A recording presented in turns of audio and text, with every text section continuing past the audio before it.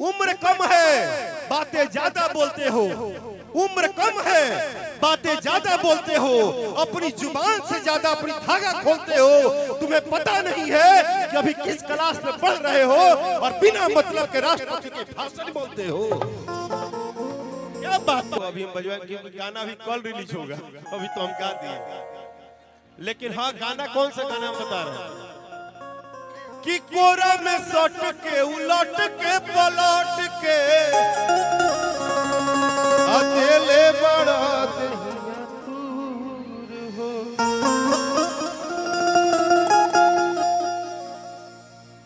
बड़ा अच्छा था तुम गीतकार बड़े थे, बड़ा अच्छा था तुम गीतकार बड़े थे, तुम्हारे लेखनी से तुम्हारे कलाकार बड़े थे। उनको पता ही नहीं चला कि शब्द कहाँ क्या कहना है। वो तो अहंकार में समझ गए कि हम ही संस्कार बड़े थे। हर कलाकार को बातों के विमोचन से बोल के तुम बता देते हो, हर किसी को अपनी क्षण भर के सुख में समझा देते हो। तुम्हें पता नहीं है किसने क्या खोया है और पाया है। तुम तो अपने आप को 2 मिनट में जता देते हो कि हम ही सरकार है। अरे पगला, जिसने सालों साल बिताया है, तुम्हारे सामने जिंदगी दिखाया है, तुम्हें आज भी घमंड है कि हमें लगता है हम सब जानते हैं। अरे पागल, कुछ नहीं है। चक्रधारी ने जो कैरेक्टर दिया है वही इस धरती पर सब निभाते हैं। नीचे वाले को तो अहंकार है, हम बड़ा तगड़ा लिखते हैं, वो बड़ा तगड़ा गाते हैं। राकेश मिश्रा कोई स्टार नहीं है भाई, सबसे बड़ा स्टार चक्रधारी है, नारायण।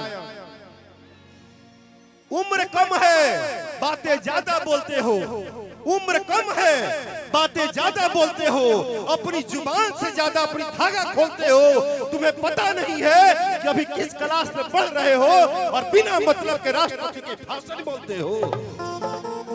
क्या बात करते हो यार, समझ आना चाहिए। कहाँ हो, कैसे हो, कितना हो, फलाना हवे ठिकाना हवे, का हवे, सब तुम्हारे हैं, तुम्हारे ब्लड है, तुम्हारे खून है, तुम्हारे जान है।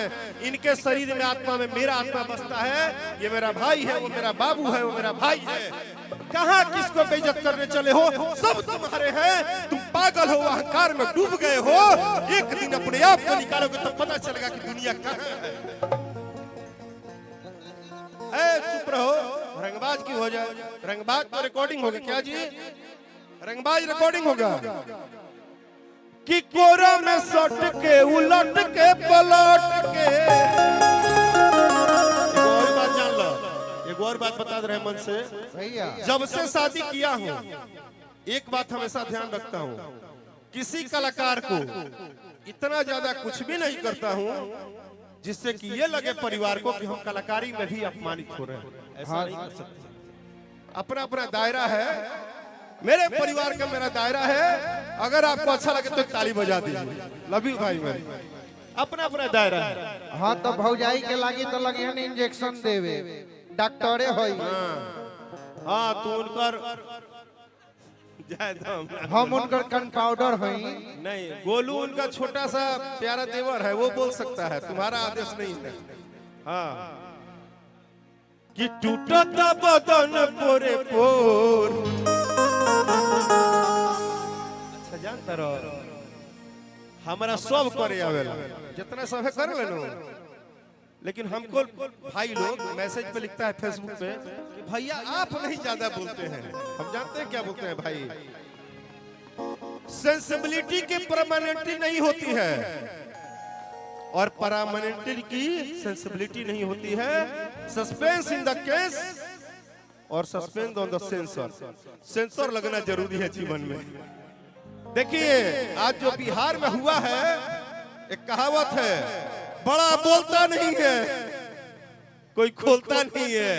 जहां जिसको दबाना था दबा दिया और जय श्री राम का नारा, ये बात है कि टूटता बदन पोरे पोर, ये राजा तनी जाई न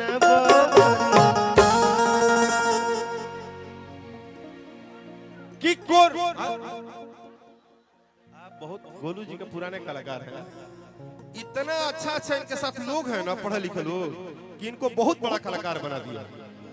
गोलू जी पिछले 5 साल में इंटरनेशनल कलाकार होने वाले थे, उनको आप लोग इतना ना वाह व्यास वाह क्या बोलने बड़ा रात में इनको आप लोगों ने पियर वारा हाँ बहुत बहुत कि कोरा में सट के उलट के पलट के अकेले बड़ा दहिया दूर हो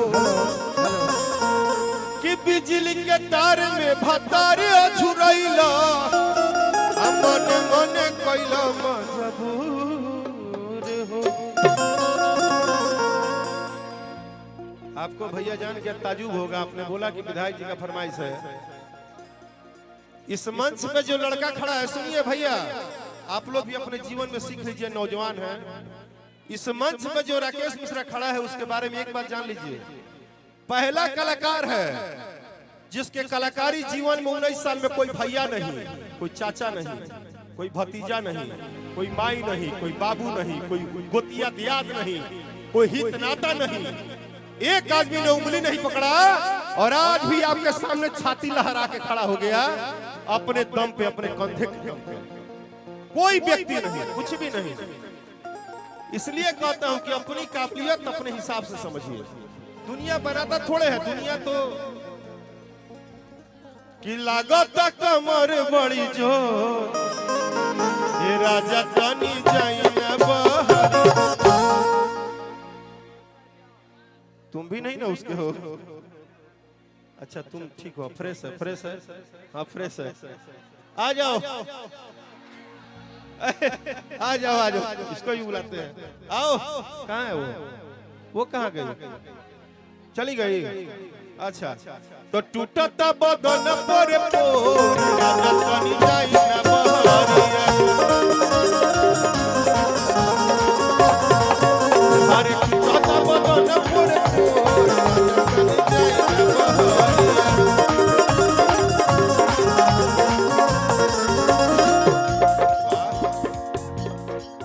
वाह अच्छा डांस कर रहे, अच्छा डांस कर रहे कि हमर नया नया गवना नया तकिया बिछवना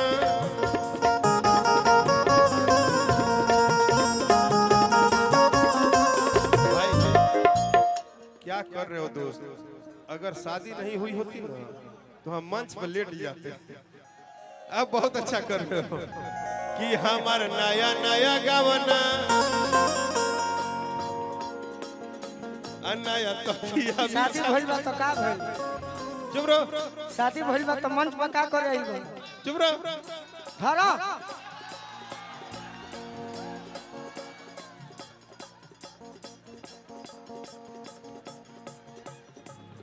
धरा धरा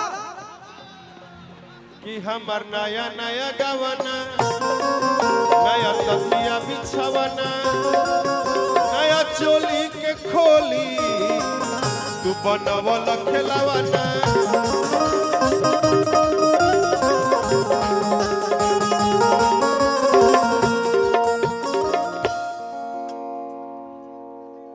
शादी भइल बा तना डर बते जावले ना चाहत रह कि मारो जनी जोर राजा बाटे कमजोर दे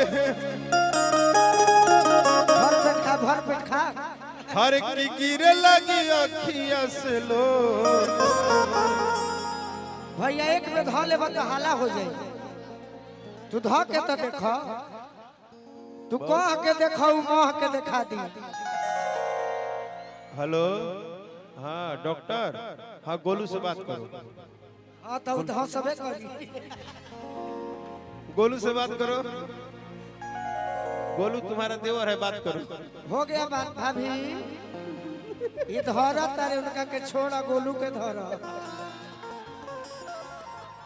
हर की मारा जानी जोर देह बाटे कमजोर राजा कि टूटे लगी देह पोरे पो हे राजा तनी जाई ना। जिस दिन तुम्हारी शादी होगी उस दिन तिलक और बारात में हम रहेंगे तुम्हारे। वो तो तुम्हारा साथी है, वो तो झूठ सच बोलेगा। तुम्हारे शादी में बिना कार्ड के हम ही आएंगे, क्योंकि तुम्हारा कंपटीटर हमेशा अलग रहा है। तुम्हारे शादी तिलक और शादी में आएंगे, और तुम्हारे मेहरारू को सबसे ज्यादा लिख के हम ही देंगे कि टूटता बदन पोरे पोरे राजा तनी जाई ना बहरिया। अरे टूटता बदन पोरे पोरे राजा तनी जाई ना बहरिया।